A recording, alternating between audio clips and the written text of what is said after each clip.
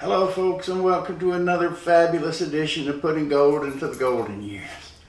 I'm sure we're going to have an interesting show for you again today, as we always do.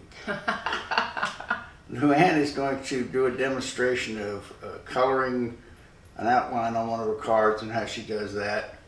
And later on, we're going to take a visit out to Pretty's farms, where we went to visit a pumpkin patch this past week.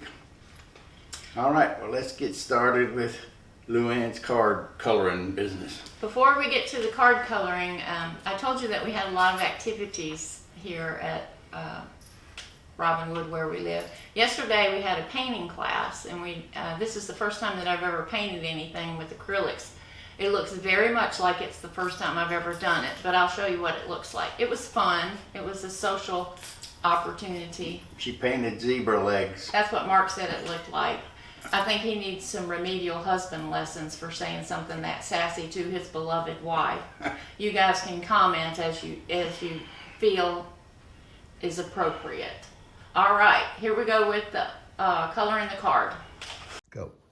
All right, today I'm going to demonstrate a technique that I really enjoy. I like it because it provides control over the colors, whereas painting and sometimes with markers it doesn't. But this is a technique that I used on this little Halloween card, my little scarecrow. So I'm going to show you how that's done. And the color pencils that I use are Prismacolor, and they're really nice colored pencils. They have a wax core that allows for this technique. And the way it works is that you use, you put your color down, and then you use mineral spirits and a blending stump to move the color around. And I'll show you how that's done in just a minute. Okay, the first thing you need is all your supplies. I try to be as organized as I can. Sometimes that works, sometimes it doesn't work. I'm going to use the stamp, which is just a rubber stamp with the little scarecrow on it, and just some plain white cardstock. I'm also going to be using Memento black ink for the outline. Okay. Instead of putting the stamp onto, putting the stamp onto the ink pad, I put the ink pad onto the stamp and tap, tap, tap, tap, tap, tap, tap, tap, and try to make sure that it's all covered. There we go. Put the top back on it so I don't get black ink everywhere.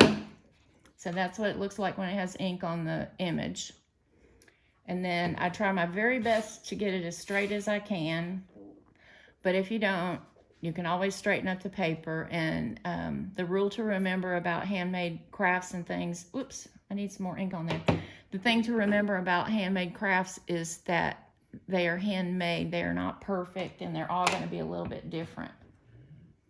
Okay, let's see. I think I got it covered now. All right, so I try to center it up on the white paper here. And then just lay the stamp down. And I use a fair amount of pressure, and I try not to wiggle it around, because if you wiggle it around, it'll make the lines squiggly. And I don't like squiggly lines. Okay, so there we go. There's our little image. I'm going to give it just a second to dry. And then I'll start showing you how to do the coloring. Now, I usually choose colors based on the mat that I'm going to use and the color of the card. So these are pretty subtle fall colors. And you're going to be amazed at just how easy this is to do. So I'm going to start by opening my, what is this stuff? Mineral spirits. Okay, and there's my blending stump. I'm going to start with the hat, and I used a brown for the hat. So I'm getting my brown pencil. Are you getting close so you can see, Mark? Okay, so all you do... I don't need to see Mark, I need to see your pencil. Okay. All you do is lay the color around the outline of the image. You're going to be amazed at how simple this is.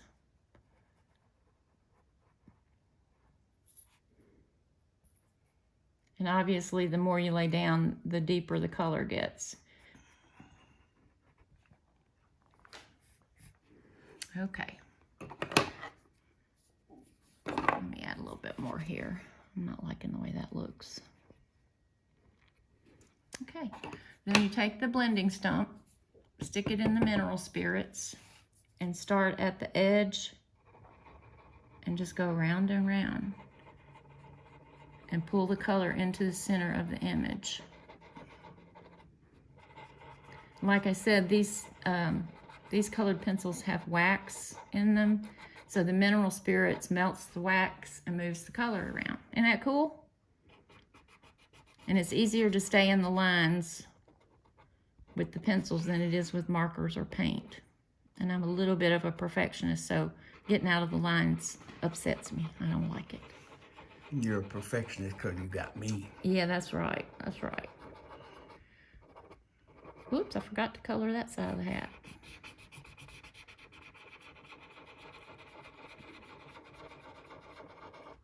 Okay, that's easy to fix. We'll put some color over here.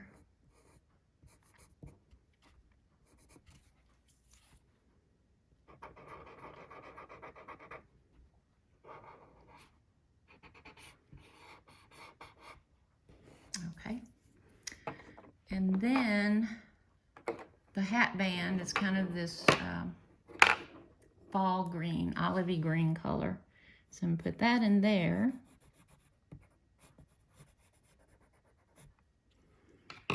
And then go back with the blending stump. Let this work. And like I said, you just go round and round and round to smooth the color out.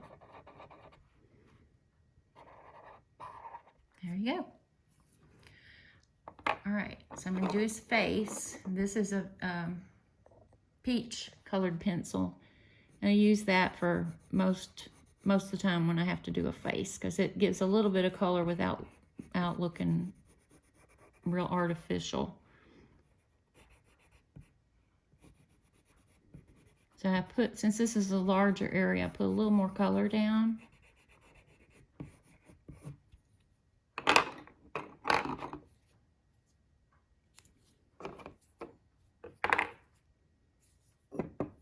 And it's the same principle. You just go in and move the... Oh, I had a little bit of green on here, so he's going to have a greenish tint. He's Mediterranean. He's got an olive complexion.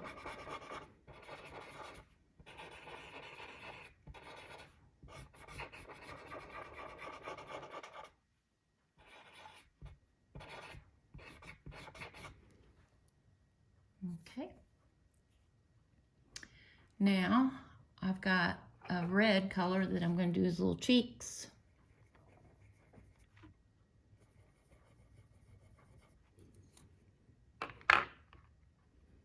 And an orange color for his nose.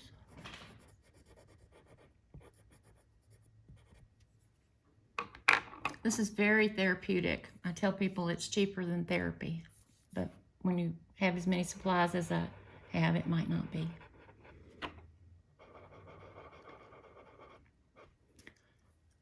Okie dokie. Now we're going to do his little nose.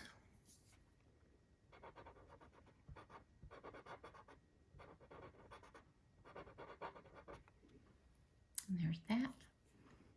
And I think I did the hands the same color as the nose, so we'll do that.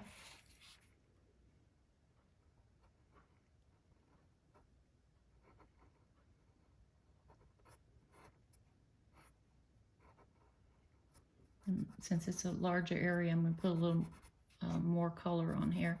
But if it's too light and you don't like the way it looks, you can go back in and add more color. You can also mix colors and add highlights and shadows and things like that. But for this simple design, we're not going to do that.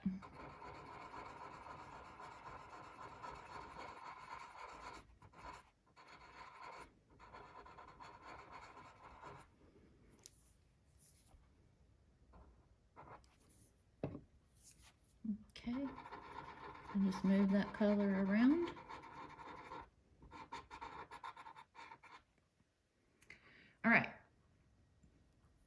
So you continue with the coloring until you have all the image filled in.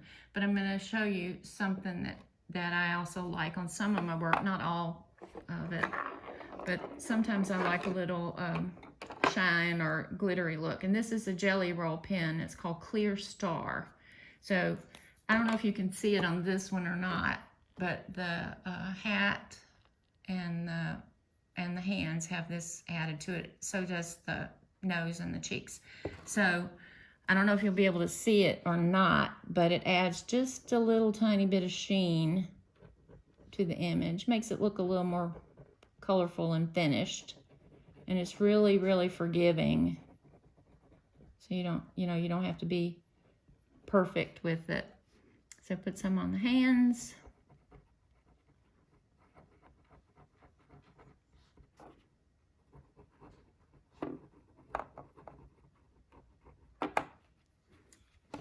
I don't know if you can see it or not, but the light makes it just a little bit shiny. Okay. All right, and then you would just keep going until you get your entire image done, and then you mat the image. Usually I mat with about maybe a little bit more of a fourth of an inch, a little bit more than a fourth of an inch around the outside, and attach it to the card front. And then if you want to put a sentiment inside, you can do that. And that's just with another kind of stamp and similar matting technique. Now, I put these little orange domes on here, and I'll tell you the truth.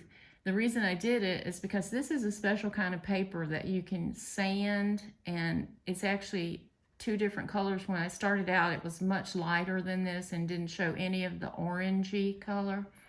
Well, I hit the paper too hard over here and made a blemish. So I used these little domes to cover up the little blemishes right under there. But you can't tell, and it looks cute. So that's my card story, and I'm sticking to it. Okay, thank you, Luanne. You're welcome. Okay, folks, now we're going to show you some video and some photos from our trip out to Pretty Farms Pumpkin Patch. And this is something, no matter where you are in the country, if you'll look, there's something in your area very similar to this. It's a fun outing. You get out and get some fresh air. You don't have to worry about the COVID so much because you can easily keep social distancing. And it's just something enjoyable to do that gets you out of the house and out doing something a little bit different. So here comes the videos and the photos.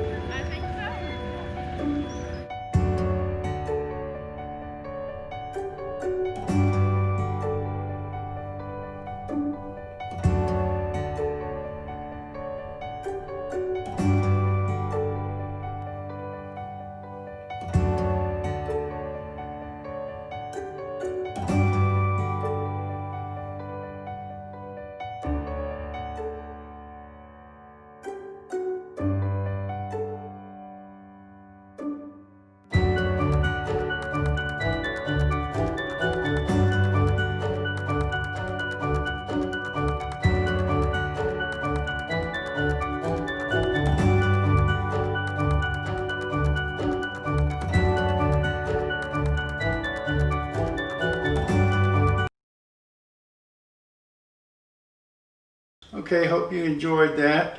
That's about it for this week. And we'll see you again with our next episode sometime in the future. Thank you. Bye. Bye.